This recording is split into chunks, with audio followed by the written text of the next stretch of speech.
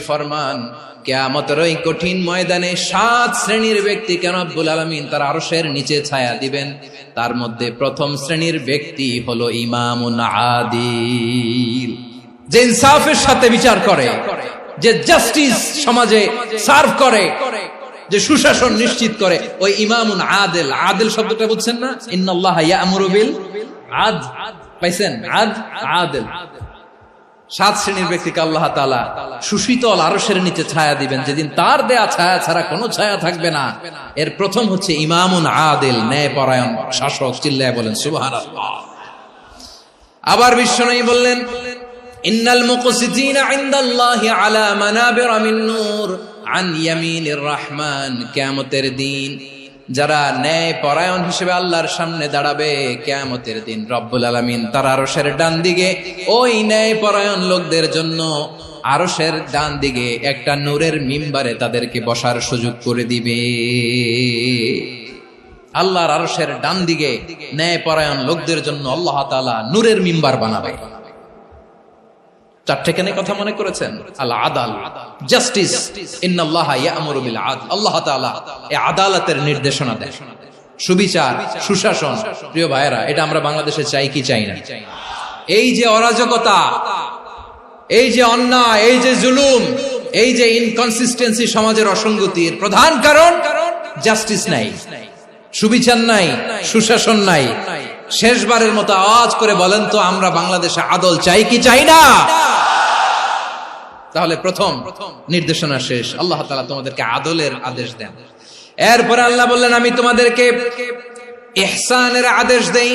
ইন্নাল্লাহা ইয়া'মুরু বিল আদলি ওয়াল ইহসান। আমি তোমাদেরকে যেমনি আদলের নির্দেশনা দেই, তেমনি ভাবে তোমাদেরকে ইহসানের নির্দেশনা দেই। ইহসান, আওয়াজ করে সবাই বলেন তো ইহসান। ইহসান মানে কারো প্রতি সফট হার্টেড হওয়া, মহানুভব হওয়া, অনুগ্রহ পরায়ণ হওয়া, অনুগ্রহশীল হওয়া, একে অপরের প্রতি দয়াদ্র হওয়া। একে অপরের প্রতি দয়াদ্র, অনুগ্রহশীল হওয়া ছাড়া মানবিক সমাজ কশিনকালেও গঠন করা সম্ভব না। প্রিয় ভাইয়েরা, সুন্দর আচরণ দিয়ে, ইহসান দিয়ে যা জয় করা যায়, নরম আচরণ দিয়ে যেটা অর্জন করা যায়, কঠোরতা দিয়ে সেটা পারা যায় না। বিষ্ণু ঈসা ইসলাম ইহসান দিয়ে, কোমল আচরণ দিয়ে, তার অনুগ্রহ দিয়ে তিনি অনেক কাফিরের হৃদয়কে জয় করে ফেলেছেন। সাইয়েদনা সুমামা ইবনে উসাল রাদিয়াল্লাহু তাআলা আনহুর কথা মনে পড়ে যায়। তিনি ছিলেন ইয়ামামার বাদশা। মদিনাতে বিশ্বনবীকে হত্যা করার নিয়তে এসেছিলেন। গোপনে গোপনে বিশ্বনবীকে হত্যা করে আবার ইয়ামামাতে তিনি ফিরে যাবেন। কিন্তু কি অবাক করা কাণ্ড, হত্যা করতে পারে নাই, সাহাবাদের হাতে তিনি ধরা পড়ে গেলেন। সাইয়েদনা সুমামা ইবনে উসাল রাদিয়াল্লাহু তাআলা আনহু হত্যার নিয়তে আসলেন, কিন্তু হত্যা করতে পারলেন না। সাহাবারা ওনাকে ধরে ফেললেন, ধরে মসজিদে নববীর পিলারের মধ্যে বেঁধে রাখলেন।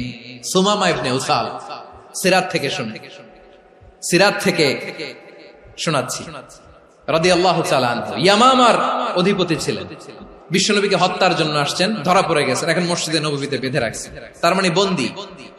তো এখন স্ট্যাটাস কি? বন্দী, ক্যাপ্টিভ। তো বিষ্ণু ঈসা ইসলাম সাহাবাদেরকে বললেন, তার খোঁজ খবর নিও, সুমামা ইবনে উসালের খোঁজ খবর নিও।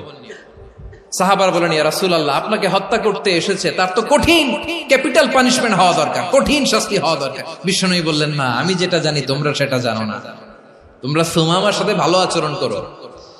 বিশ্বনবী সুমামার কাছে গেলেন।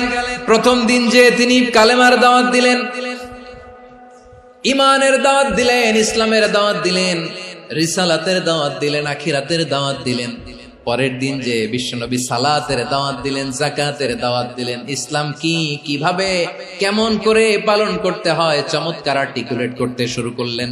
তন্ময় হয়ে সুমামা ইবনে উসাল রাদিয়াল্লাহু তাআলা আনহু বিশ্বনবীর কথাগুলো শুনতে আরম্ভ করলো। একদিন নয়, 2 দিন নয়, টানা 3 দিন বিশ্বনবী সুমামার কাছে ইসলামকে প্রেজেন্ট করেছেন, উপস্থাপন করেছেন। আওয়াজ করে বলেন, কয় দিন? 3 দিন। 3 দিন মসজিদে নববীতে বাধা।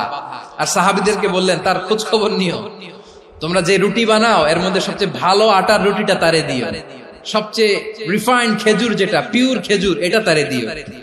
আর বিশ্বনবী নিজের উট থেকে দুধ দহন করে ওনার বাড়ির এক কর্মচারীকে বলেছেন দুধ দহন করে সুমামার জন্য